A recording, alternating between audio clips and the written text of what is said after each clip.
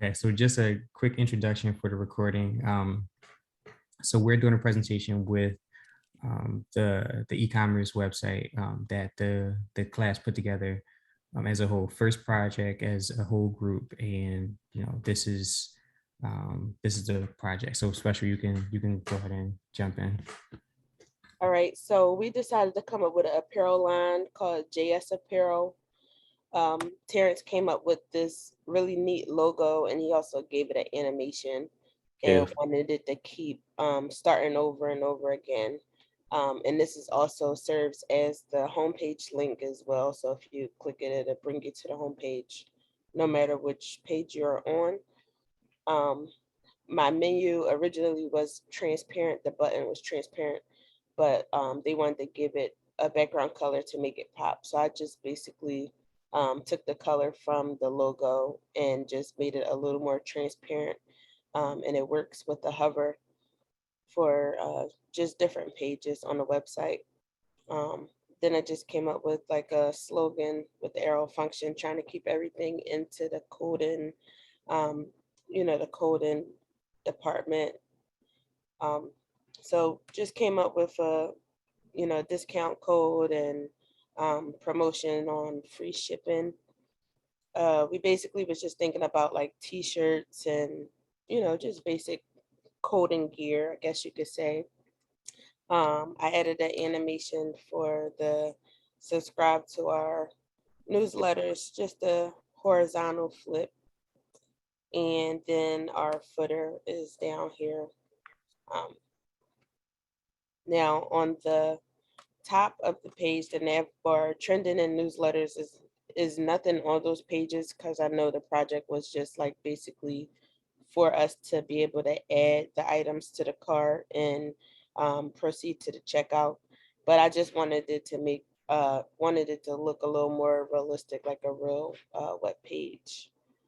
So we have accessories that is working. And then we also have a women's and a men's page as well.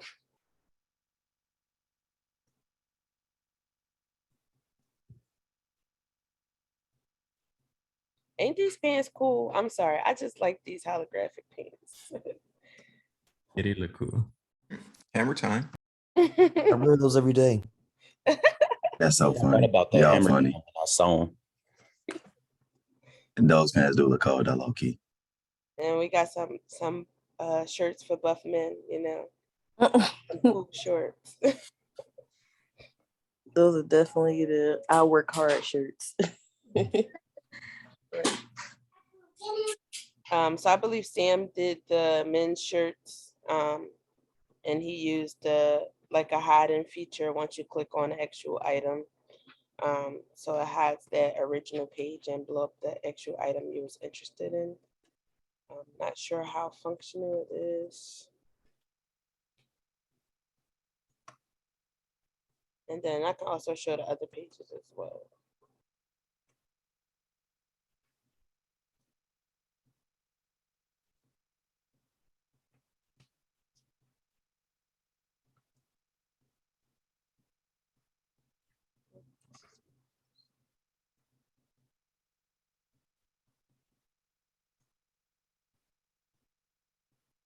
And they did coincide with the layout of the different pages, so it can pretty much do the same thing.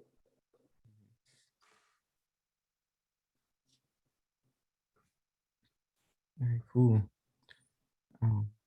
The pages up top, like the says trending and newsletter, those are just links. Like they don't really work right now. They do work, but it's nothing on those pages because we was more focused on the actual apparel. Mhm. I did copy and paste my nav bar on each page, so I'm not sure why it didn't go across the board Mhm. for the home page. Oh, you know what? I did update it and push it, but this is before I pushed it, this actual link. So I would have to. Cool. Sorry about that.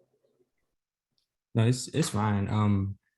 What's it called? I guess just some of my actually I'll save the thoughts for Well, why is still looking at it? one moment. Yeah. I'm sorry, but that this original design, I just took the JS Mhm. the JavaScript logo and put it with apparel. They both do take you to the home page, the logo and the actual word apparel. But when he came up with the logo, then I had replaced it, um, which should have been on each page, but I would have to double check on why it still showed the old layout. Cool. Yeah, I mean it looks good. Yusuf, did you want to give some of your thoughts before I jump in? And I took a few notes. So one thing I did want to bring to everyone's attention is the Git branch management. Um, I guess you could say workflow, because I noticed that y'all had issues with merge conflicts and so forth. So what I recommend is looking at the different, I guess say workflow standards, and I say that very loosely because um, people may use a particular standard, but then they may adjust it to their team's way of doing things. An example is GitLab, or they call GitLab Flow. I think that's what it's called. But let me check real quick. Yeah, GitLab Flow. And I'm actually going to put the link in the chat.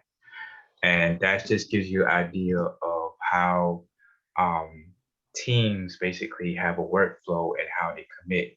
It's not just a matter of like, okay, I'm done. And now I just like try to force what I did into the commit. Is an actual workflow that you do so that you it's less of conflicts and more of an actual flow. So does that make sense to everybody? Yes. So Yep. that was one thing. And the other, I just appreciate seeing everybody communicate, because I'm telling you right now, there are going to be moments where you're going to do a lot of communicating when it comes to the actual workplace, because if something happens, right, you need to be able to articulate what it is. You need to be able to get to the root cause. And if you're not clear in the beginning, that can be more expensive than you not knowing what it is, or you not having the particular answer, right? So as long as it's clear communication amongst everybody and it's clear on what needs to be done, then that makes things more quickly in terms of getting to the solution. Appreciate it. Cool. Thanks for that. And yeah, we're definitely gonna like sharpen up on like how to like the flow of the branching. Specifically, we're gonna go through something called Git flow, and it's probably very similar to what Yusuf is referring to. Um, but it basically there's different ways you name your branches and uh, different like depending on the name of the branch, it'll tell you where your code is going to be merged into, and we'll really dive deep into that like for the next project, and we'll even introduce like a workflow board so that you're able to like see exactly who is supposed to do what, because I did notice that there was some overlap in like what well I just from conversation there was some overlap in what everyone was supposed to do, but my impression on this website, it looks like y'all definitely put effort into it. I'm noticing just like the small details, like where it says like const express yourself, y'all put like the background color there like to make it a little darker. It seems like maybe you did it because you wanted to be a little bit more readable. That's nice. Basically like a user experience thing that y'all took into account. I like that, like the colors, like I see that the yellow is like throughout and it's like JavaScript yellow, so to speak. And I do like that y'all try to keep that there. And even like the small things in the website, like that discount code is nice. And how that menu shows up. I do like that menu like on hover. Let me see if I had any other notes. Um, and it was clean. Like if you go to the actual apparel page, like the way y'all laid out the these ones were really clean. I can see like there's like a background color on each of those squares, and even like the text is readable. Like is and it looks like fun, almost like a like you're actually going to a website to buy like some clothes. So I did like that as well. Um, yeah, overall good job. And one piece of advice I would say, um, and this is something that just like comes with like just doing this a lot. Whenever you present, I would like stay away from like saying who did what. I would just say like we did this or we did that. That way, it's really about the team. So I just don't want to like, like generalize it and like, I don't know. I just want to give people credit. yeah, I But understand. I did have a question though. So when we was working on like the fonts and things like that, Mhm. I tried like all the fonts that came up and it wasn't really much of a difference. So I went with cursive. But then when we had met up, somebody with Mac used cursive and it was like it looked so much better than what I had. So is that because we're using two different because if they shared their screen, the wording and everything would have looked a little fancier. Yeah, yeah. On that's one thing I like about Macs actually. The fonts on Macs, like for in my experience, they always look better. Like it's almost like they really went into detail with like how they like even on VS Code, like it just looks different. Even if it's the same exact same font. I don't know. Yeah. Yeah, So it's like everybody else's is like this, and mine is super like cursive-y. Yeah. yeah, it was like real fancy. I'm like, wait, mine's don't look like that. What Yeah. font are you using? He's like, I'm using the font you use it. I'm like, well, everything looked the same, so I just left it, just randomly picked one.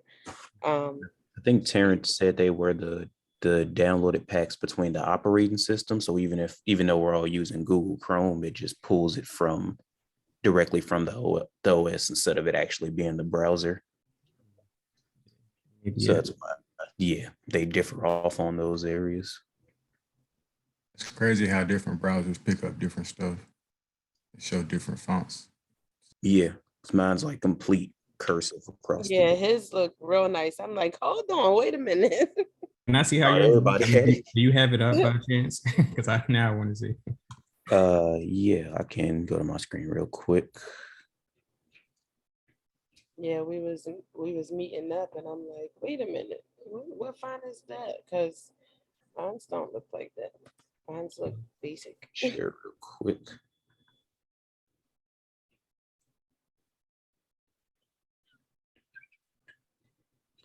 Okay, so mine isn't, I didn't pull from the final changes, but here is, you see the difference in just the Mhm. how it's styled, and it's like legit cursive. And Right. even like the font of the numbers is, yeah, all the Oh, way you different. fancy, huh? You see the top. It threw me off at first because we first screen shared in that meeting outside of class. I was like, wait a minute, is mine supposed to look like yours? Because it doesn't. And it's like, what does yours look like? I'm like, this. Yeah. So yeah, you see the complete change in the Yeah, I in was jealous because I was going through like all of the fonts. Like I was, trying to go through fonts. I Googled a couple fonts that didn't like auto populate on VS Code. And everything was like pretty basic. Um, So, go ahead. Go ahead. so reference to the fonts, like, I, s- y'all, since y'all saying it's different for each one, did y'all see how y'all could standardize the fonts? Where the font will actually be downloaded to the computer as opposed to being detected on the computer itself. Oh no. You're just about to say that. So I took your words while I'm Oh, my bad. you good. that's but you said we would have had to is that No. something How that can we y'all can do? solve the problem of having different fonts? Like y'all definitely have resource. There's one. But I'm just waiting for like somebody to shout it out. Oh, he said download, you said a font pack to the computer? All I said is that there is a way that you can make sure that the appropriate font is downloaded to the computer, as opposed to when I go to the website, I have to make sure I have it on my computer. Would you add it the same way you would add like media for the page? Well, you could research it. Download it. I don't know if I was For able to give global. you the answer, but you could research it. I can give you a clue. So let me see. Is it a global variable? Where can you go? Where can you get fonts from? Like I think that's the best. Like Really? You mean like Google fonts? Google Fonts, exactly. Yeah. So Yeah. yeah. So yeah, it would have looked the same if you went to Google Fonts. And yeah, there's two ways you can do it with Google Fonts. You can either download it, like you were saying, and like actually have it on your computer, or you can use a CDN. And you can go both routes. But yeah, Google Fonts, and I will honestly just use the CDN just because Google may do an update or whatever, and you'll get all of those updates. So yeah. Key mistake. No, it's this is learning, and that's why I threw the Google Fonts. I feel like I mentioned it somewhere. I forget exactly where I mentioned it, but yeah, the Google Fonts, it definitely helps. Yeah, anybody else have any thoughts on any of that? I know that was your projects, but Well, I didn't do the second group worked on like the cart and the checkout and things like that. So I was going to leave that to them to, you know. did you want to share your screen? Yeah, I was gonna say I can present the cart. Yeah. And then I'll switch to Duran, and Duran will present the checkout since he has everything set up on his end. So give me 1 second. Let me do all of this. I'll just share the whole screen.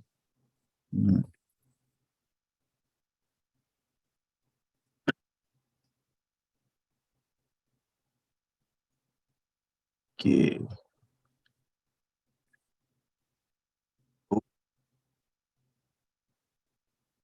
Down and boom. Okay. So this is going to be actually real quick. This is the cart page. Evan, well, this is the cart page. We all set this up basically to have, and this is so this is kind of a work in progress. The cart has Real quick, yeah. I think they wanted to use Duran's cart. Duran has the checkout. He has everything. He has the cart and the checkout. Yeah, we'll show them both Evan off. and Diamond did it separately, but when he did it, he did everything on one page. Okay, fair enough. We can show both of them. Like it's no, yeah, we can show all of them. Just to get different versions out there. So I was gonna say no problem. So yeah, I can quickly go through this. It's gonna be very quick anyway. So I'll show this is the actual cart page that was set up. And it does have a checkout button. The checkout button is inactive at this point. What's supposed to happen in this page is it's supposed to take whatever items that are stored into local storage, add those items to, oh, cool. I did add them. So it's supposed to take items that's added to the local storage, add them here on the page, create an item price quality total column, do all of the math for you so you can see how much you're paying for each of these things. Click the checkout button. It will take you to the checkout page. Because everything is not wired up, you do not get a chance to see the functionality, but with the power of time machines and with a lot of traveling back in those time machines, we actually get a chance to see the functionality that was meant to be. So now we'll take a look at what was supposed to be added. So this is the original empty page this is the original empty page And then when, let's make sure we X this out.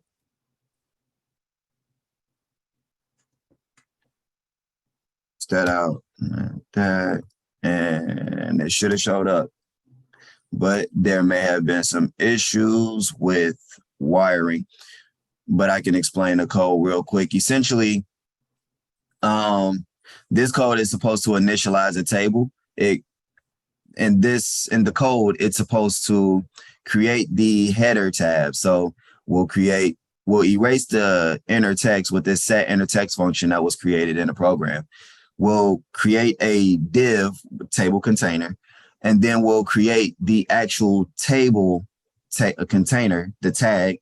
Then we'll create the header row, starting with the TR tag, and then using the header tags, the table header tags. Then we'll iterate the row number. So row 0 is the actual header row. Row 1 will be the first item that you put into the cart. We'll start off with creating the actual row container for those different columns that we'll be putting in. Then you'll add the image, add some attributes to the image, of course, the picture itself, and then a class to help with the coding. You'll add the name, price, quantity, etc., and then iterate to the next row. This update total function is to, well, like it says, update the function. So every time you change the quantity, which is actually given here, this is the input box that's created to contain the quantity that can be changed on the menu. So you'll change that quantity, it'll automatically update the table row number. So it's constantly checking to see if this quantity is the same. As soon as you log into the page, then it should display, it's set up to display the items that are already in your cart. The delete button had not been necessarily wired up yet. But what it does is it'll take an item that's passed in. So whatever row you decide to pass in, it'll take that row, find it in our items list, which is an array essentially. And then it'll take that object and then delete it. If you don't choose anything, nothing's deleted, of course. And if you don't choose anything, if the cart doesn't have anything in it, then the cart is empty. So that's pretty much how the cart was set up to run. So if we connected everything up, then that is exactly the functionality that we would have been looking for in this cart. And now, with that being said, Duron, you can go ahead and give your presentation of the checkout. Oh, and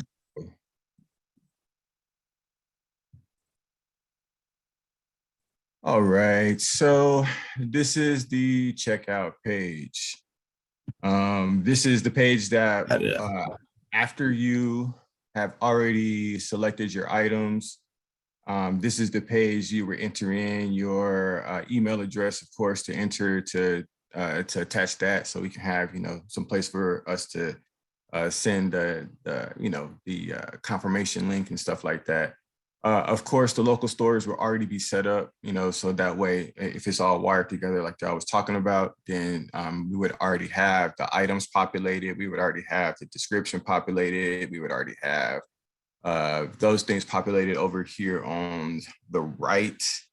I put the customer form on the left, and then I put to kind of emulate the solo stove kind of template. They had the form on the left, and then they had the product description with the subtotals and stuff on the right. I think that's what there was a little confusion on that, because I put both of them on there, just trying to emulate as much as possible the solo stove example.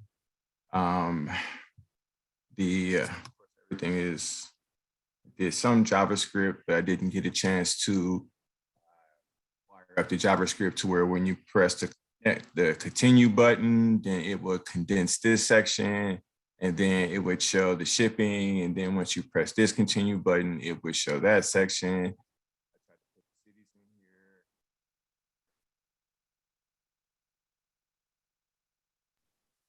Okay, cool, cool. And we forgot to tell you guys Yeah. that Duran has the luxury items. Yeah, this is the coder for life. You know, these are Louis Vuitton price type items. So you know what I mean? Grab you some. But yeah, this is pretty much the checkout page. Then at the bottom, you have the place order, which would then complete that, bring up another page, which would say, thank you for shopping with us at JavaScript Apparel. I understand that, Jill. I can hear her. You come in and help me.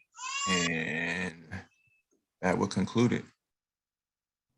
Yusuf, did you wanna jump in real quick? So I mean, this is pretty good. So I guess my main question is like, what did y'all see as like the main roadblocker to get this working? Because to be honest, I see where y'all could optimize reference to your code. Because one principle that I definitely follow in my coding is called the drive principle, and it's that don't repeat yourself. So if there's any functionality where you're kind of like repeating yourself, you want to ask yourself, how can you like condense it so that it's you use a functionality to do a specific thing and it's not multiple functions doing the same thing. So that's a question I propose that y'all can ask as a further enhancement to the functionality. Cool, cool. So some of my observations. If you Jay went so very first thing, Jay, I saw you almost slipped up and like saying who did what or whatever, and then you like changed it to we. I like that you switched to that. Duran, you said a lot of I. So just you try to stick to we. I know it's a slip up. Like this is a and the reason I keep saying it is because like it's a team effort. Like you never want to like say who did what. Because at the end of the day, honestly, it really just don't matter who did what. And if you do have any downfalls, then the blame goes on the team leads. So that would be Special and Jay. So that's just the reality of it. But yeah. So another thing I noticed, the functions. I'm glad y'all use those functions to do those different tasks. I did notice that, and I like that y'all added all those comments in there. That really does help other people, follow your code. What else did I notice? So one thing that I would do to like for next time around is to make sure y'all have the CJS file, because there was a lot of if there was data, we had something to pull from, like that should have been taken care of in that CJS. You can seed your local storage with some mock data, and then you can show it that way. And that would have been a good way to like really present how everything functions together. So yeah, overall, I mean, obviously there's definitely some room for, some CSS updates. I know, it took some time to even put this together. So like the functionality is what you should focus on first. So, but yeah, I guess like next time around, if y'all do hit the functionality, definitely make sure that CSS is a little bit better. But yeah, overall, good job in what y'all did. Just some of my uh, observations or whatever. I do want to say that I'm definitely proud of y'all for like doing this project. One of the things that I noticed was that like y'all really like coding, like y'all using Bitbucket, y'all even talking like developers when you say pull the code, push the code, like stuff like that. Like that is like you sound like a developer now. So that's definitely something to be proud of. And even like being able to collaborate together, like that's a very difficult thing. Like I'm still going through that, like at my job now. Like it's hard to collaborate with people on the same code because there are so many merge conflicts. You have people that like and this is, I'm guilty of this. Like, you have people that think that they can get it done quicker, and they may actually do it quicker, but you have to make sure the team does it. Like, no matter who can do it quicker, you have to delegate the task, and that was really on the team leads as well. So making sure everybody have a clear idea of what they're doing and stick to just what they're doing. And this is going to be a lot easier the next time around, because like I said, we're gonna implement all of this Git flow stuff, and we're gonna learn like we're gonna learn about like a project board Kanban. Remember, I was showing y'all something called Jira. So we definitely gonna implement that, and it's gonna clear up a lot of stuff. But overall, good job. I'm glad y'all were able to come together and actually put something to the page, and really get creative with what y'all were actually displaying. Especially, do you mind sharing your screen really quick and go into the apparel page? I just want to get a quick screenshot of Sure. yeah, just something just for me to post or whatever. Oh, great. Hello. Can y'all give me a second? I'm gonna grab my charger. Yeah.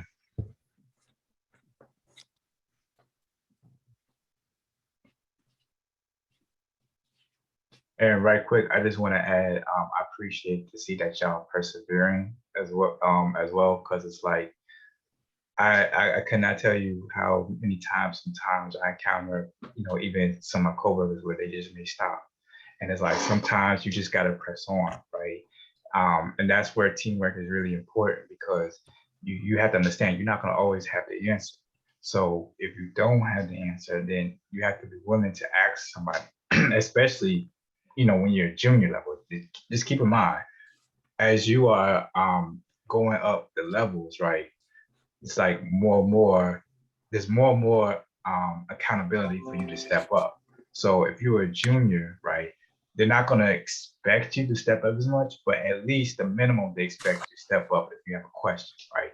You should not have any expectation that you're going to know a lot, right? Since you're junior, the understanding is that you're really in training, right? That's their perspective. So I would say just continue to be persevering. If you need to take a break, right, take a break. Like sometimes that may be the most important thing you do throughout the day. And just like once you take a break, just continue moving forward.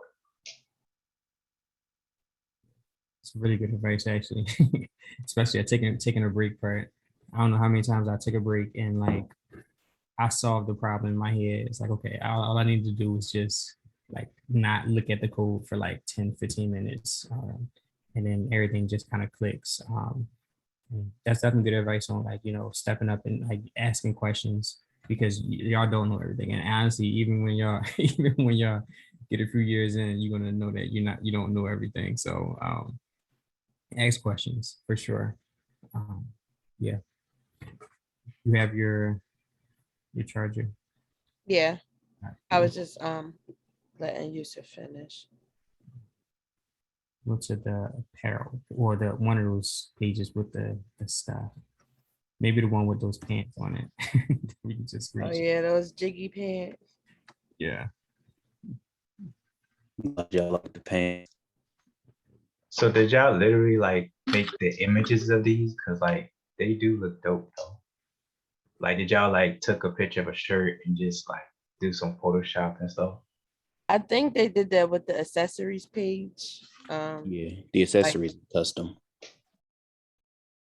These the ones that Duran's selling. Okay. Oh yeah, we out here. The watch got me, man. Yeah, we Hey, out here for real, for real. You gotta mark those prices up. Yeah, I know I gotta match Duran's checkout. I mean that watch, Honest with my $25. That's a steal. I was gonna say, run that no comment hat though. That no comment hat kind of cold. Yeah. That is a good design. I was cool with my circuit pants. Man. You got the Rolly on here. Yeah, y'all some cold peoples. So I have questions for y'all actually, just to the class, and I'm gonna ask the question out, and you can just go around and just give your respective answer. So what was Yes, I am drunk. No, I'm just kidding. what was the most difficult part of doing this project, or I shouldn't say most. So what was one of the challenges y'all had? And each of y'all can like go around and answer. You're free, whoever wants to start. Well, for me, it was like I wanted to just like set a basic like blueprint kinda, so everybody I have something to work with. And I think that's why my nav bars is like kind of conflicting with like originally versus what I had at the end, and then like that whole merging thing, because everybody didn't do their own branch. So some people was changing what was already there, and then us just trying to come together so it could be. But I think that the get flow and the suggestions you guys made will make that part pretty. Yeah, what's up? Cool. Well, yeah, it's always difficult trying to. It's kind of a lot of pressure almost too to get like that first frame that everybody's kind of working from. But yeah, I definitely understand that, and those that the nav bar, like I feel like that's definitely something that's common. Like I still deal with that like today, like trying to make sure stuff is consistent on each page. So yeah, like who wants to jump in next? Now, I was gonna say, I actually was gonna ask that how the flow is set up. You know what I mean? Because I could see through the screen how Job was stressing out about how to assign different people different jobs, and you know what I'm saying. So like having a flow chart or something like that would definitely be beneficial, and making sure that everybody stayed in their lane. You know what I mean? And that would just help things out so much more. And then look, understanding how to push all the code in your own branch. You know what I'm saying, so that the conflicts don't happen. And then like it was crazy though. Just I can only imagine like during on the job with everybody being involved and how the different personalities and stuff like that also have play in that too. So that was pretty interesting. Yeah, for sure. Yeah, once we get those boards together with like a different task, like it's gonna be so much more better. And we actually gonna like try to really simulate like what we do in a job. Like as far as like just planning, like before you code anything, you plan all of it out.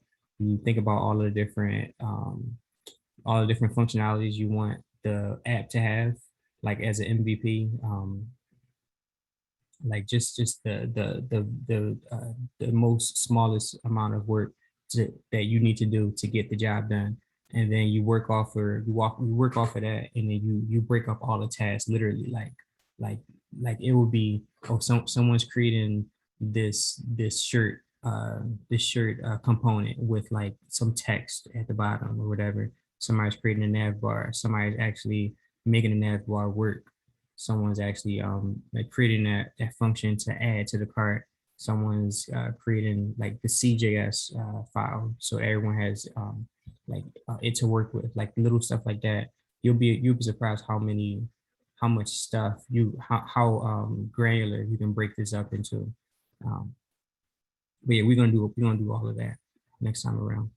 So yeah, who wants to jump in next? Yeah, no, I'll so to piggyback off what Duran said, yeah, that was probably one of the more difficult parts of the project, was just trying to divvy up the work, because since I guess since there was the front page and then the cart and checkout, it was a little bit difficult to try to navigate on, okay, how much code will it really take, and trying to make sure that everybody has the right amount of work to we can all kind of stay busy for the whole duration of the project. But I had a feeling it was going to be a little more complicated than it seemed at first. But yeah, that was definitely one of the things that I was thinking about a little bit.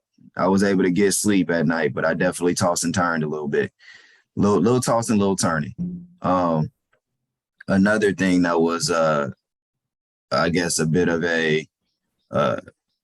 a bit of a struggle was making sure to uh, cooperate, to collaborate with everybody in the group, or at the very least with the people on the team, because there was a lot of people that were, having different things going on at different times, including myself, because we have lives outside of this. Sometimes we kind of ran into conflicting schedules and things of that nature, and a little confusion on, things to do, etc.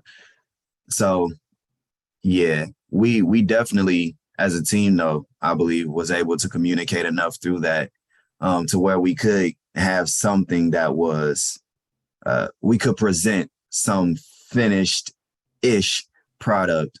So, shout out to the team, y'all cold. Yeah, just to jump on Jay real quick. Not jump on it, but like jump on what Dang, he that's how it is. Don't stomp me out too said. hard. Just what he said. So we took two different approaches. So we had like the homepage group and then the cart page group.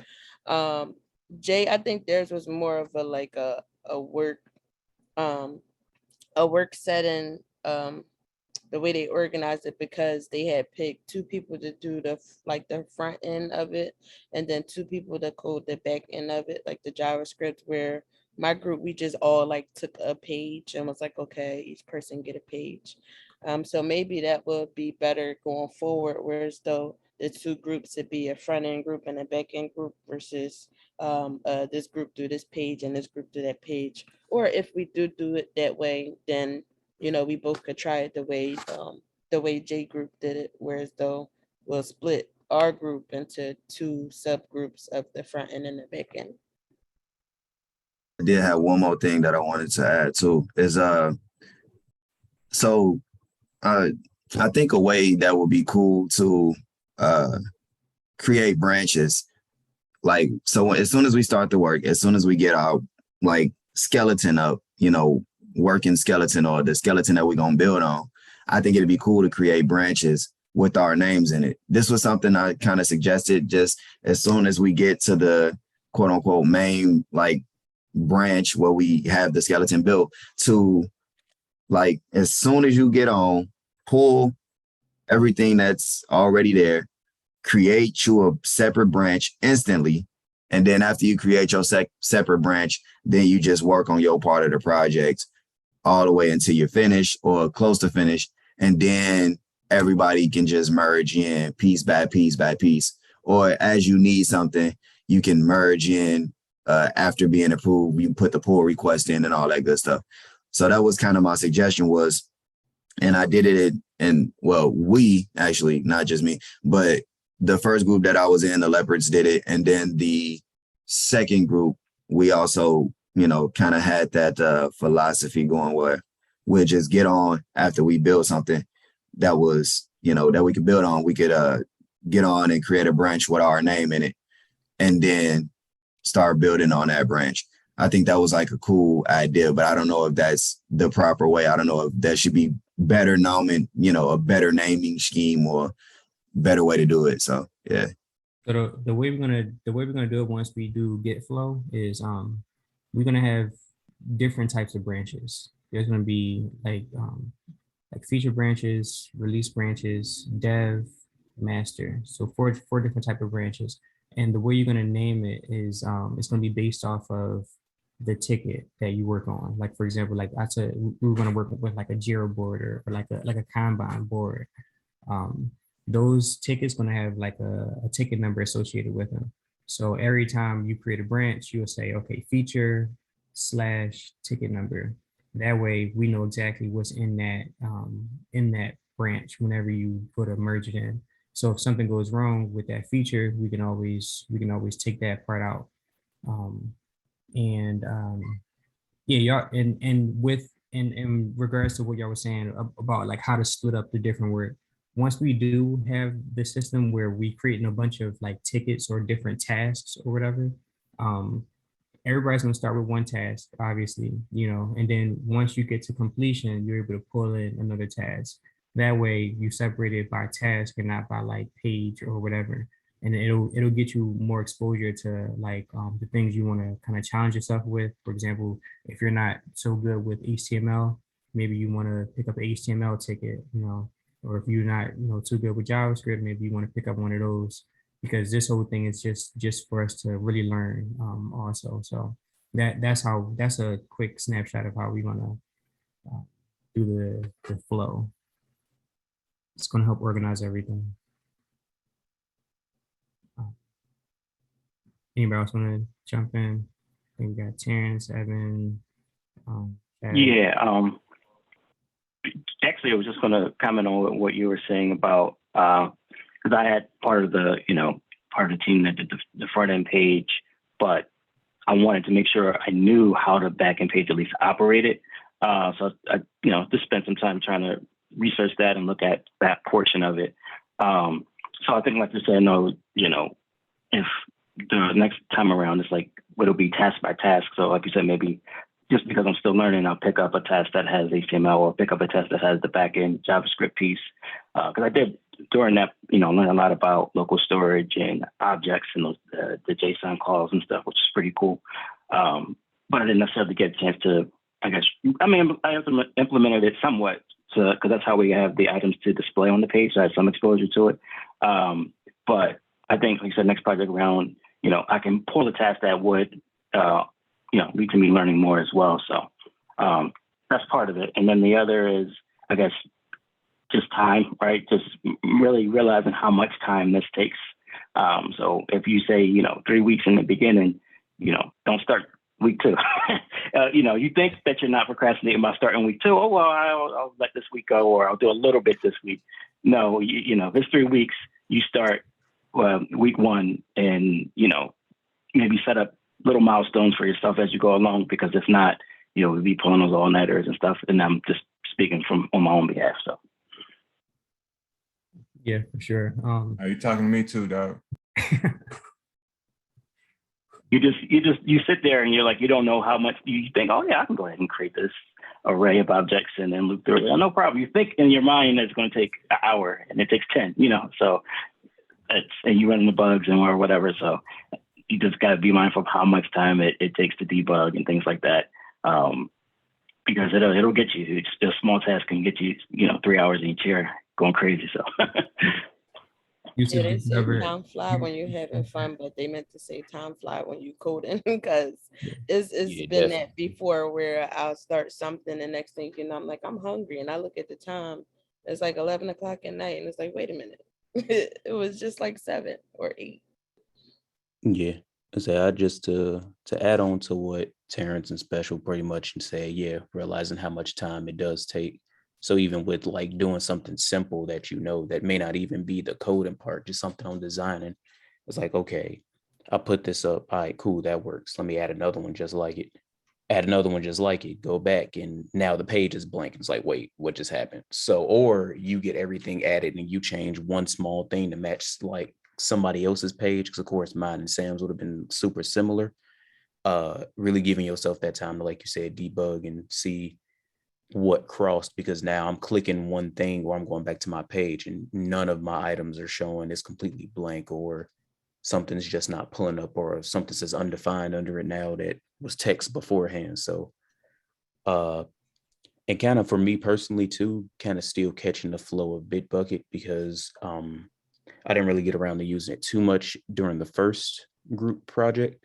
So kind of getting up on it now and seeing, okay, yeah, I had to do a few more like pulls before I got started a few more times than what I thought, or like what I knew, and then just getting used to upload and actually pushing. Because I think I was doing commits, and then because it cleared, I forgot to push at the end.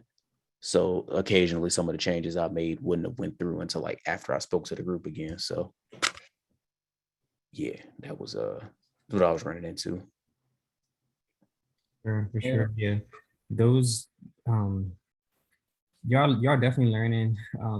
This is, like I said, this is the point of this project, like that it takes a lot longer to do things than you think it's going to take. And it always happens. And this is something that like it's going to take a few years for y'all to even like get a hold of, like how to like guesstimate and try to figure out how long it's going to take you to do something. And it only gets harder the more complex the app is. Literally, I worked on projects where like I had to, like this project I'm working on now, actually, like I had to make sure like if someone logs out of a page, it logs out on other tabs as well. And it probably took me like a few days to literally write like 5 lines of code to fix it. And like it's ridiculous. Yusuf, you ever have a similar experience? Yes. So I always come from the standpoint that it's never like a 15-minute fix. Like it's that's a rarity. Like sometimes it may take you 30 minutes, an hour. And it's mainly because like sometimes you may think it's simple, but then when you troubleshoot, you end up realizing, okay, maybe dependency from another team. So now you have to communicate with that other team to see if, to verify that it's an issue on their side.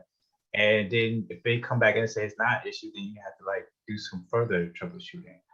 Um, so like estimating can be like a hit miss, especially when you're just starting out. But then as you grow in your career and you understand like um, some of your own tendencies, like what you tend to overlook, then that helps you better estimate. Because then it's like, you know, I'm aware of what I don't look as much. And so if I have like a mental checklist of what I need to make sure I do ahead of time, then that gives me an idea, okay, I probably need to add an extra 30 minutes just because, right?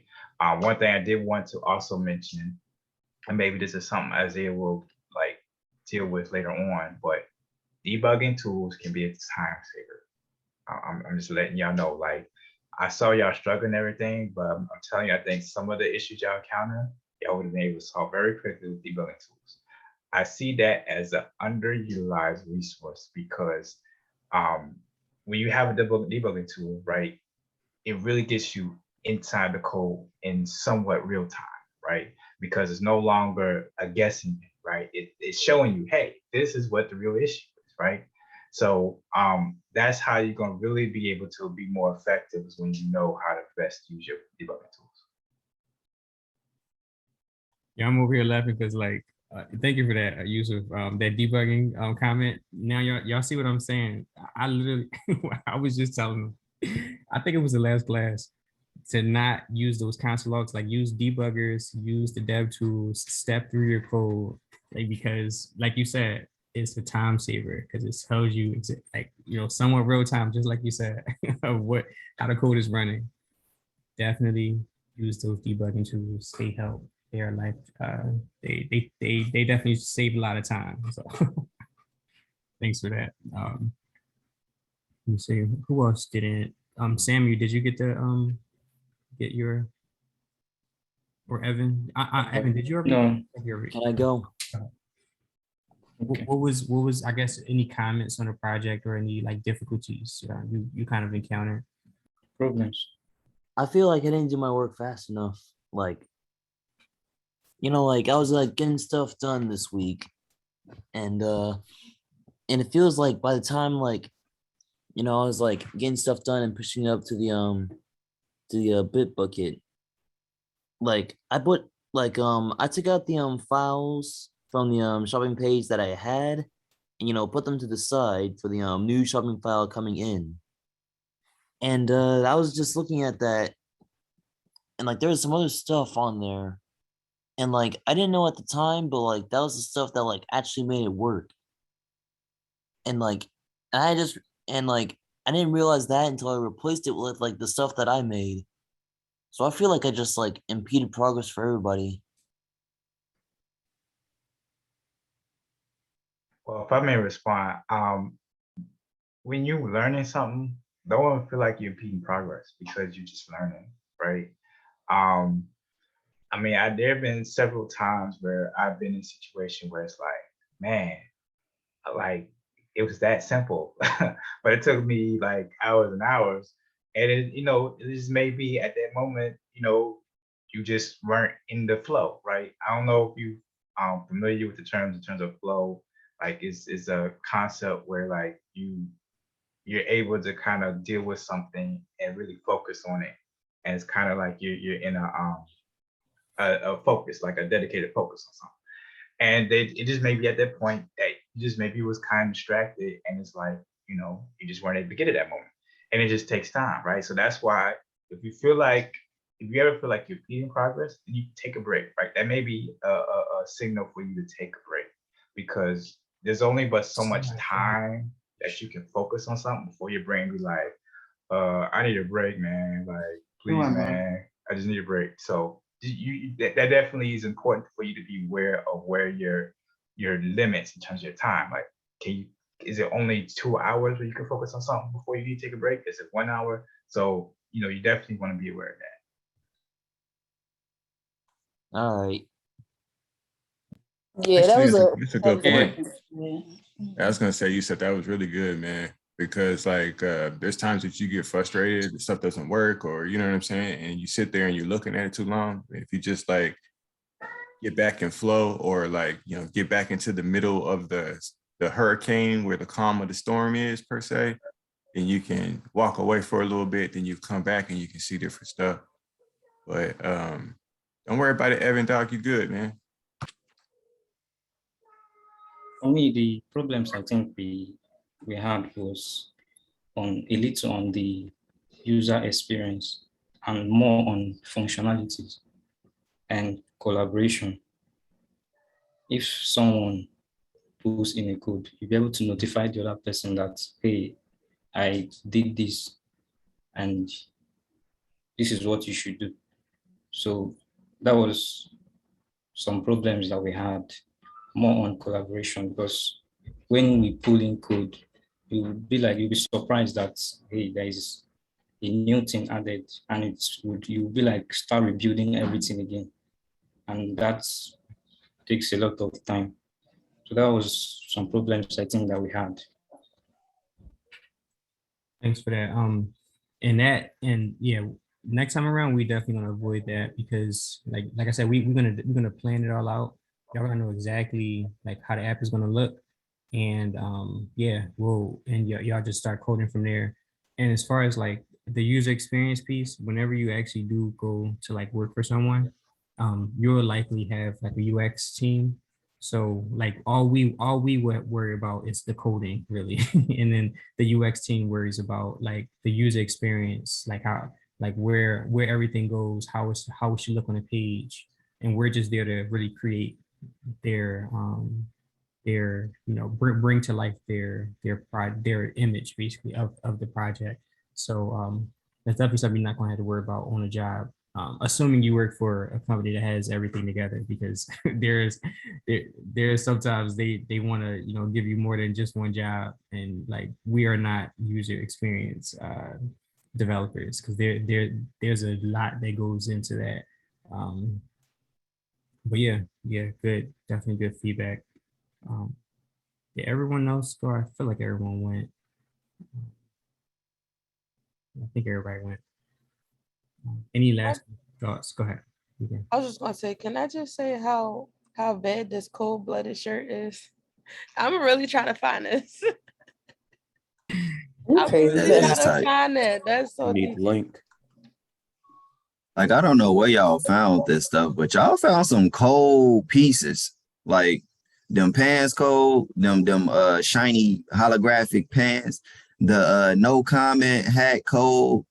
And then there was a couple other things I seen. The watch is cold, and there was a couple other things that I seen that was like, yeah, I damn near buy that if it was available to buy. Yeah, So I'm gonna yeah. look for that cold-blooded shirt. I ain't gonna lie. Yeah, are I mean, those Yeah, I get are that. those I'm digital sure. camo pants coded? Is that coding, or is that just look like it's a if that's coding, that is cold. That's just digital camo. Oh, okay. I thought that was like little scripts or something in there. Hey, that would have been hard. That would be cold. It's like those are cool. Hey man, y'all did a good job though, man. On like the front end, like that's crazy. The logo, Kev, that logo is crazy, bro. Yeah, I like that animation he did with that too. How did you do the animation for that, by the way? Oh man, you got to look it up, bro. Nah, My man Kim. He Hey, said, "Don't give away the sauce, baby. We on recording." nah, you gotta look Hey. the answer up. Can't say I got a Udemy you can sign up for though. Look. Sign up for my course. Y'all gotta come to the class to get that information. He said that information is a gift. Yeah. So with the loop in particular, I don't know. Now, Special, did you use the video or is that the GIF? No, I actually used the GIF, and when I Okay. put it in the source, it actually just automatically replayed it. Like I didn't have to do anything to it. Okay, cool. Because I remember Jay was saying, because I didn't even think about sending the GIF at first. I just sent the video and the still image, but yeah, because then, like I said, getting used to Mac from Windows is weird because I downloaded the GIF, but it didn't actually save it as a GIF. It sent me literally a collage of the like images. Oh, the frames. Oh wow, Exactly. mine's did. I got the still image, the MP4 that you did, and the GIF. Like it all was, like it already said .gif. I just had to rename it because you had it saved as JS space apparel .gif, and I knew that space was going to be an issue in HTML, so I just lowercase the JS and did the camel case and put it together, and kept the .gif on there. Cool. I was hoping it wouldn't give issues because like I had never seen a GIF actually saved like that. So I've seen it to where it looks like a still image, but then when you like click on it to open it, it like will play. But yeah, it just sent I forgot what it's called. Is it stop motion where you like take a picture and then you play them all together in the frames? Yes.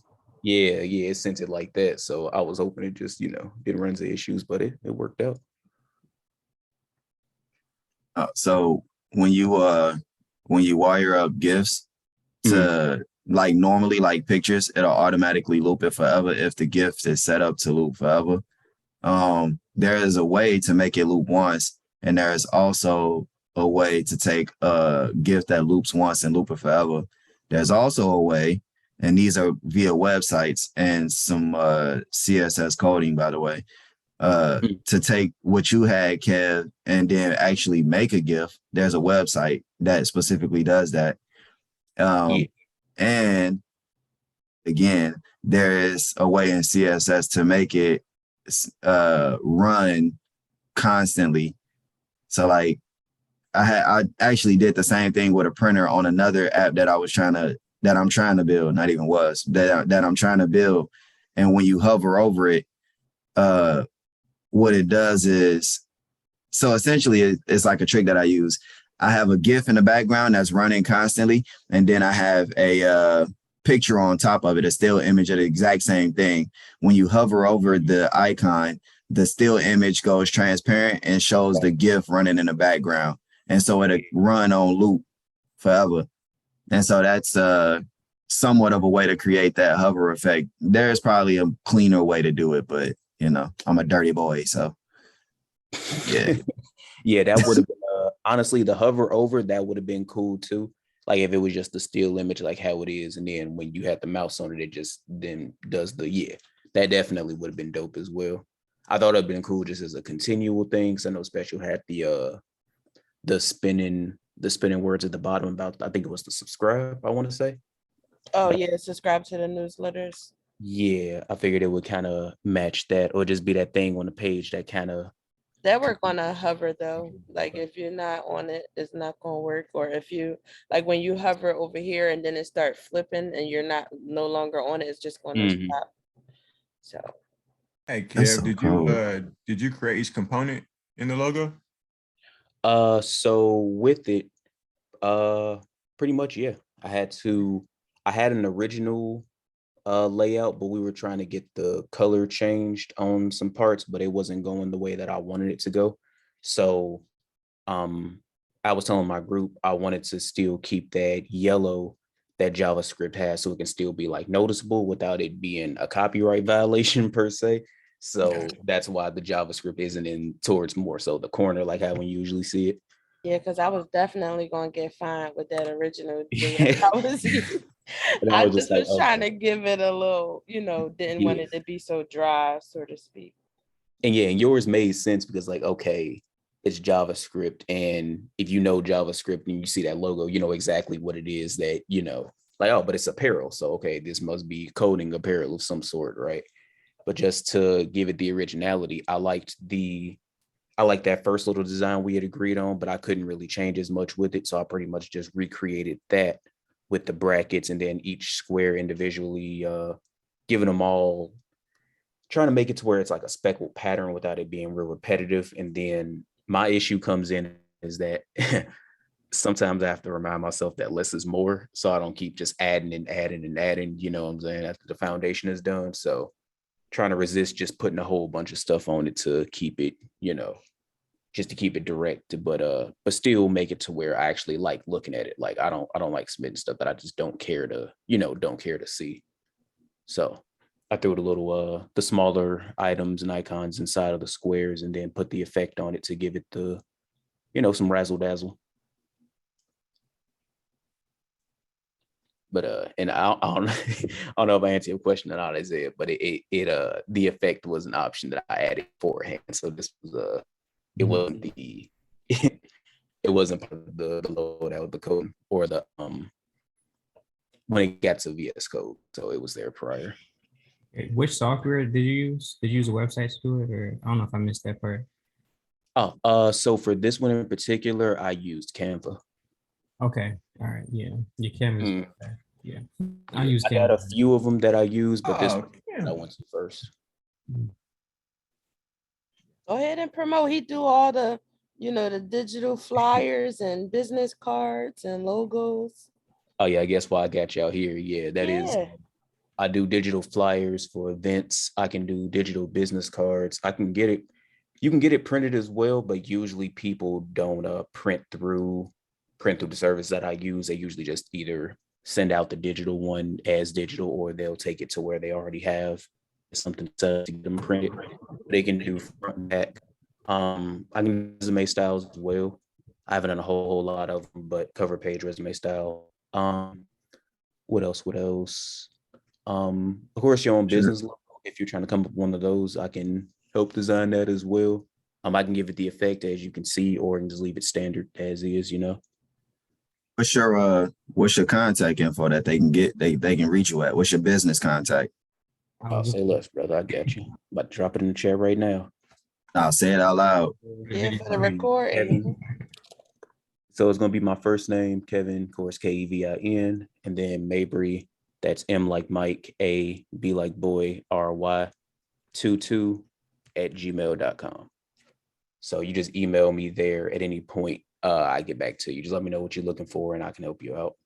Yeah. So Hey, what about your Instagram? Yeah, that's you. Do you show your stuff off somewhere or? Yeah, because I don't be promoting on social media a whole lot. So hold on real quick. do social media for the business. Like try to do everything social media for the business. Exactly. And then keep the same name across every platform if you can. Yeah, that's what I try to do. So Instagram, it's just Kev bruh. So it's just JUST _ Kev, KEV like Victor _ bruh. That's B like boy, RUH. Yeah, I should pop up picture of me sitting in the car. So Go ahead, Kev. Cool. yeah, feel free to DM me anytime. I help y'all out. No problem. Did you charge the group for that logo right there? So I let them have this one for free, but next time, this was, since I was working on it as well, of course, this wasn't that wasn't required. However, All right, Kev. Look, you could tell them, Kev. I had to pay $100. I had to pay $100 just for the video file, and that was because you gave me a discount. It's okay. You can go and tell them. It's all good. The GIF isn't added, and the video pretty much is just triple that. So whatever you need.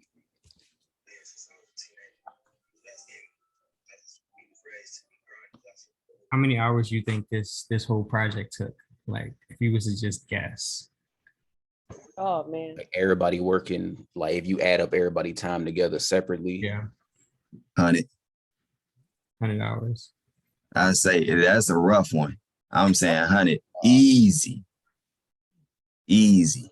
100. All right. So if it's 100 hours, right? Like how much do you think like someone More would than that. pay a developer for these? So wait, how many developers are there? Was it 6 or 7? How many people? One, two It's 8 of us because it was 4 on each group. times 100 hours. And how much per hour would y'all say? You divide 8 up in 100. That's to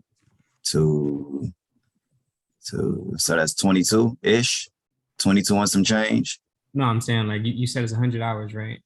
Like Yeah. okay, not each. Okay, so just 100 hours. I see. So 100 hours in total. So like Oh let's no, okay, yeah, no, I was meaning 100 hours each. Like, yeah, I was granulating it, but I thought you put it all together. So okay. I was gonna do that math. I was gonna stick with my answer, Let's say they even pay though 30 an hour.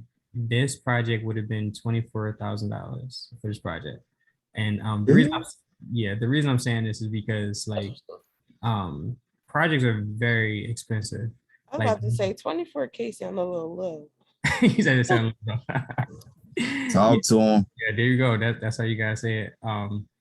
But when I was like, I remember one meeting like at my job, they was talking about like the budget for the year, and it was like 1.5 million or something like that, like somewhere in the millions for this one project that we was working on. And it's like you go around, you look at how many people on your team, you start thinking about how much they make a year, and it's like okay, they're literally adding up all the salaries, like the stuff can get really expensive. And yeah, 24,000.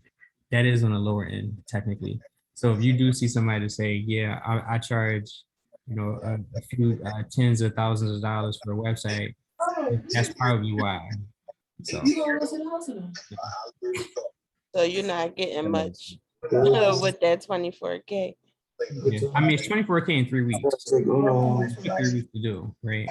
So if you think of it like that, then So question, so do they separate the maintenance of the website? Like if so let's say the company spokesperson or whoever, they say, okay, these are the updates we want to make on our website. Does that come with that price, or there's a monthly fee that they charge them to like keep up with the maintenance and the debugging?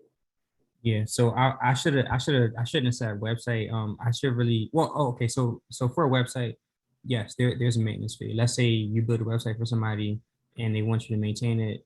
You charge them for that. I mean, it's really up to you, but like for me, I would charge. Um, Now as far as like just working for a company, most of the time it's normally like an app and not like an actual website. Technically it's a website, but it's like on like the internet, like on their like for their employees to use like as a tool. So it's more like an application. And sometimes we don't even get like the URL bar there. Like it's completely stripped out and you just get what's in the actual like app, so to speak. So in that case, there's the company has to pay for you to maintain it. And to be honest, there's always maintenance. Like there's always things breaking. There's always some edge case that you probably didn't think about.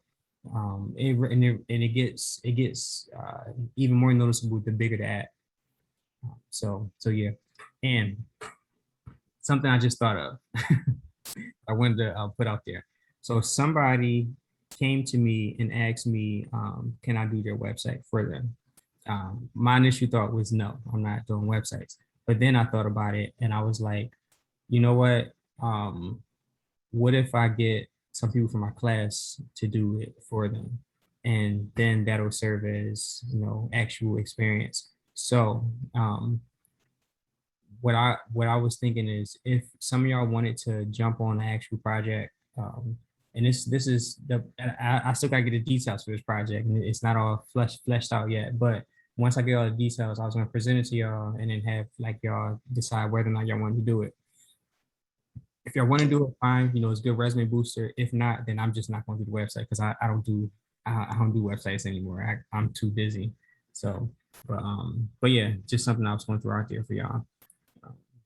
It definitely check the chat. I am with what is in the chat. Yeah. Shout out to Sam. Yeah. Sure. For Yeah. certain reasons, I can't necessarily say yay or nay, but the chat answered the question for me. Mhm.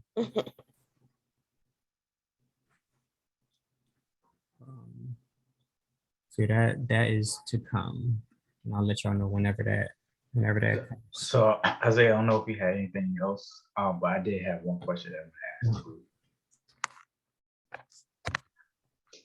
So given y'all experience y'all had so far, so did y'all have any ideas of what areas of specialty y'all want to focus on within the tech space? Because it's just so fast to try to be the jack of all trades is just impractical, and it just wouldn't, be something you want to do as a career. So, so for example, for me, my primary focus is like system administration / DevOps, automation. Um, I guess more going towards like site reliability engineering than anything else. So did anybody have like any idea what they want to focus on moving forward? I'm glad you mentioned it because I was like, I think I'm better at like fixing like finding the error and just debugging or something of that sort. Because even when I'm doing the code wars, I'm like, I can just always find the error, like this is missing a bracket or this is missing a semicolon. Like I'm just better at that than the design for sure. And I just gotta work on JavaScript a little bit more. JavaScript really not that bad. I do love React, Isaiah, too. Like I really want to get back into that as well. React was definitely really cool and easy. Yeah, you could potentially be a backend developer. It's like the coding part of it. And and when we jump into Python, you definitely gonna see you're gonna see which one you gravitate towards more. But that was your real good question, Yusuf, because your mind's kind of going. Yeah. I have a few different skill sets just given the work that I already do currently. Not to brag or anything like that, you know what I'm saying? I'm not necessarily trying to toot my own horn, but at the same time, I kind of am. That said, though, I like working with HTML, and I also like doing the coding of JavaScript. Like I like making the page look good. I want to get a little more skilled at making the page look good because there's some, I don't know, sometimes HTML get a little wonky, especially when you want to do something that's extremely specific, like putting a drop down under a specific icon and let that be veritable with the icon that's clicked on a page. So yeah, it's stuff like that I really like doing. I'm kind of like Diamond, where I really like working on the code, like seeing all of the language on the page is just, and building from scratch is just something that, it gets me all warm and tingly on the inside. Like solving those code word puzzles is freaking fun. It's extremely fun. So yeah. So one thing I just want to mention reference to what you were saying, HTML. From my experience these days, like you don't necessarily work directly with HTML. It's mostly like JavaScript or some like server-side program like PHP.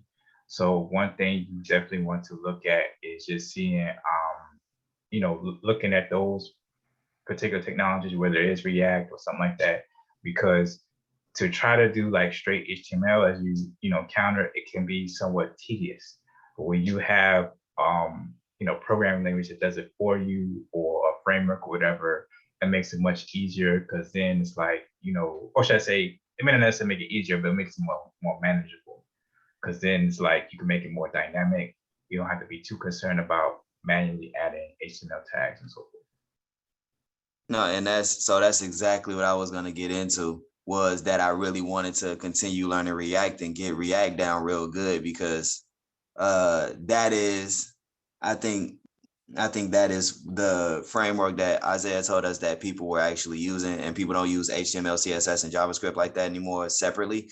Mostly they use React and then maybe a little bit of like CSS or something, I think is what he said, if I remember properly. So yeah, I like that. And plus I like the way that React. So it's funny because I just noticed, and then I'm gonna shut up after this, but it's funny because I just noticed like a lot of what I see in React is some of the same things you can do in JavaScript. That freaking item destructuring or the object destructuring, the way those curly brackets came in, it definitely looks like what you do all the way at the beginning when you're trying to bring in React into the React page. So that was freaking, I don't know why I didn't make that connection at first, but my mind popped out of my head when he did it. I think stuff like that is cool. You know, I'm a nerd, so I like that type of stuff. So yeah, I really want to get into React and learn how that framework works, and then use it, and then use JavaScript too and stuff. Yeah. Hey, y'all, as a real quick side note, I dropped it in the chat, but I got a couple links on Fiverr for some of the digital content that I create. The Fiverr page is Kevo520. So I might try to do something to link all my names across the board, but I dropped the links in the chat for y'all to look at if y'all interested. Thanks. So Kev, while you're speaking, you can do you feel like you gravitate towards like the front end, back end? Like how do you feel about just like coding in general? I do like the designing aspect of it, but the functionality is way more interesting. With first getting started, of course, with any typical like coding, like bootcamp or website that I've like started working with, they typically start with HTML and CSS. So it's cool initially because you get to, do the website layout, color, change pictures and all that. That part does get fun.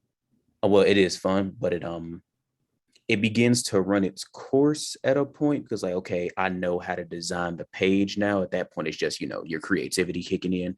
The real interesting part is the functionality of it, actually learning how it works. So that part is way more challenging, but it's way more rewarding as well because it's it's the stuff that you don't see but you don't realize that you don't realize that you see it, but you do. So even as far as like you hovering over the main icon in the corner or going to the cart, you not knowing that, okay, all that's JavaScript, all that's, Python, all that's the actual code itself, you being able to interact with the page. So visually speaking, yeah, the front end is definitely more appealing, but I want to get better with the functionality of the code itself. So I'm kind of torn in the middle, I'd say. You gonna be full stack. You gonna end up being like full stack. To be honest, I think I'd be cool with that. I like around between projects too. So yeah. I think that should be the goal for most people. Like, I mean, for me, I'm more visually, I'm an artist. So, the design part is closer to for me. But like, I want to use the JavaScript to do more of the art or the more of the creating, more of the animation, you know what I mean? More of that. Yeah. Thinking about 3JS type stuff, you know what I'm saying? To where like it's like you're floating through space or something like that, you know what I'm saying? So like I want to combine both worlds. Yeah, I think full stack probably will fit me perfect because I enjoy the result that I get out of like both of them. So like, oh, cool, I got this image to do whatever. I got these words to do this, or even the same thing with, oh, I got this function to connect to this one to do what it is I want to do on this click event, So yeah. Yeah, and just to quickly, just real quick, so the goal of the class is to get y'all to be like quote unquote full stack. And I say quote unquote because I want to get y'all to the point where you're obviously doing the front end, but then like the back end up to the point where you're like saving to a database and then bringing data back to the front end. And just to put it out there, like everyone should be quote unquote full stack technically, but like which area you're going to specialize in really does matter because on the back end there's things that front end developers don't even know about, things like how the data flows through the different backend components, the different like we're gonna learn about like REST, but like there's different like quote unquote like protocols, like different ways to communicate on the back end, depending on what kind of data you want to send across, and that can get like that can get involved in itself. So like you typically definitely want to specialize in one, but know of like the other. Um, so yeah, that's the goal. But yeah, I think somebody go ahead. So can we, because I'm just gonna be a little bit transparent here. I don't necessarily know of all of the parts of, being a software engineer or all of the areas in software engineering. So it'd be kind of cool if I could have a resource or something like that it kind of like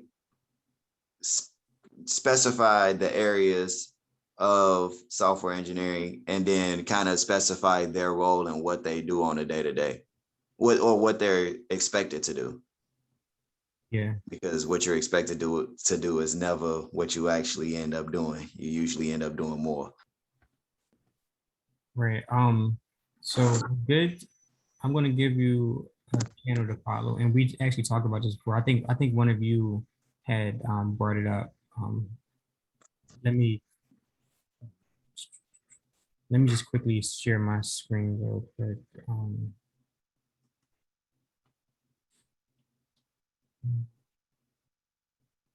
I forget which one of y'all brought it up, but this channel is like is like excellent. Like they literally have some of everything.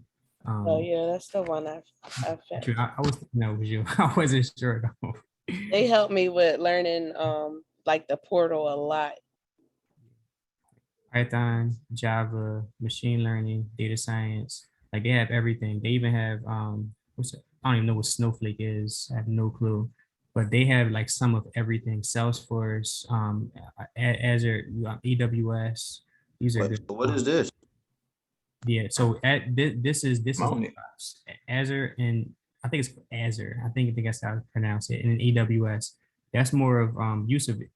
Isn't that like what you're doing, or like something similar to it?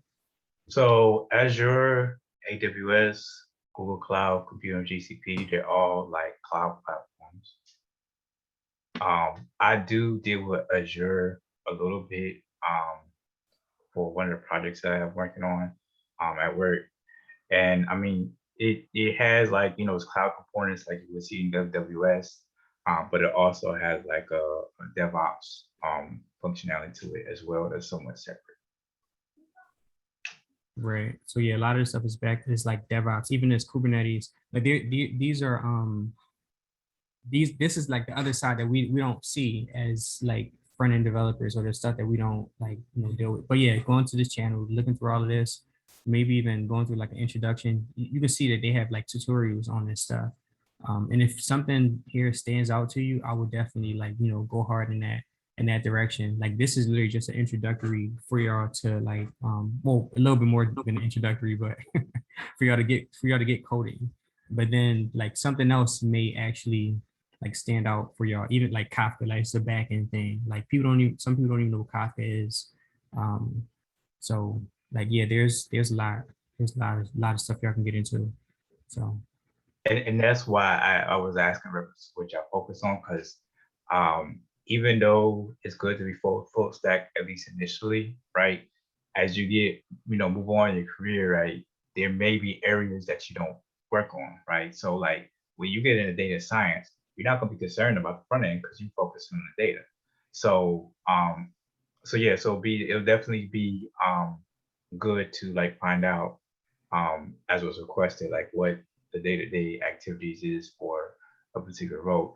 And also keep in mind that sometimes you may have scenarios where like they may create a new role, right? So for example, site reliability engineering wasn't something until like maybe 5 or 6 years ago.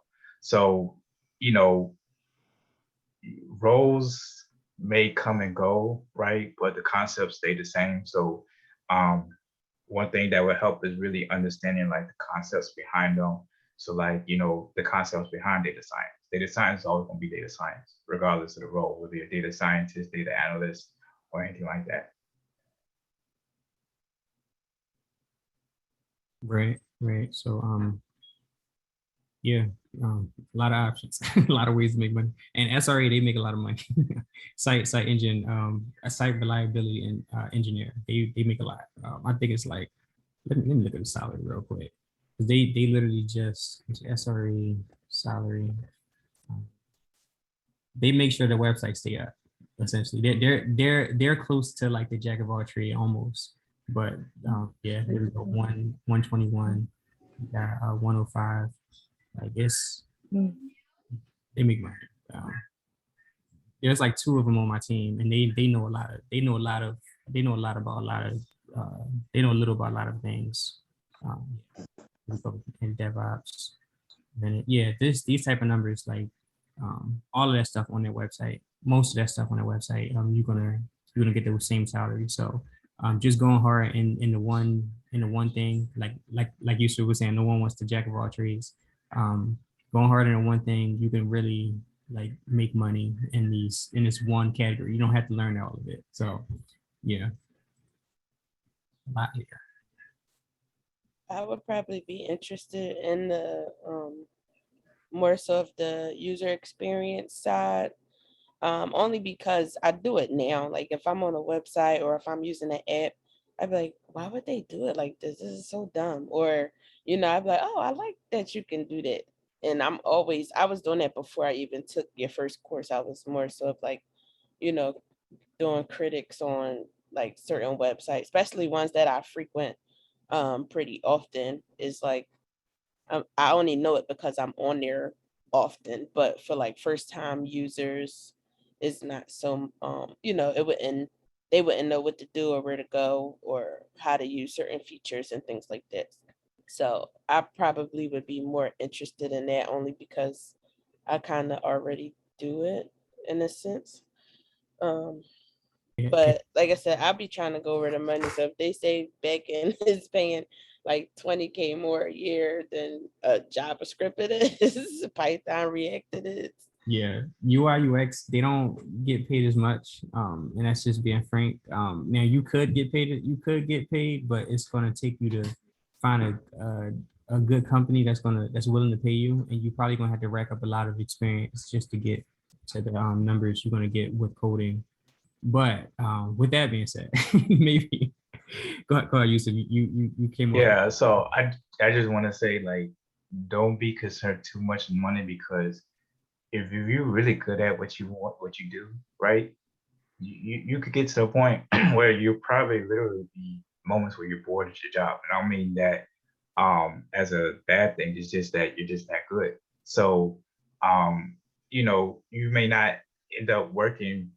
Well, you may still end up working 40 hours a week, but what I'm saying is that those extra hours where you're not at work, you can use that for advising, right? When you get to a point, right, you could be like, okay, I want to go ahead and do some side stuff, right? Don't feel like your job has to be your only source of income, right? You could always do some side gigs. So that's what I have done over the years. Like sometimes people contact me and say, hey, I need your help in helping me get this, started.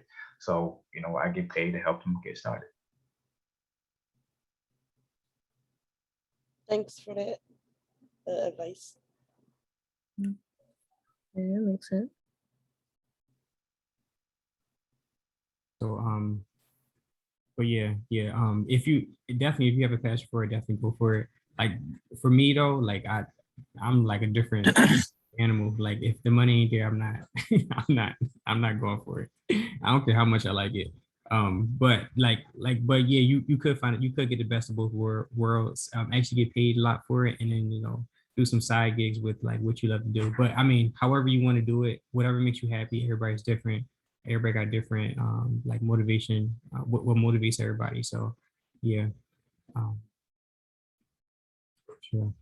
But let's look up the salary actually. Let's get a better so UI UX designer salary. And like I said, these are the people that tell you how the app is going to look. They actually go to the customer. They do usability studies. So they'll say like, what's the pain points of the customer? Like they'll even give a demo to the customer in like a Photoshop or like something called like Figma, and they'll see, okay, based on where the user clicks, like do they understand where to click? Do they understand what this button does? How to even go through the workflow without somebody giving you direction. Like it should be obvious like what to do whenever you go to an app, and very like simplistic. You don't want too many like things around to distract someone.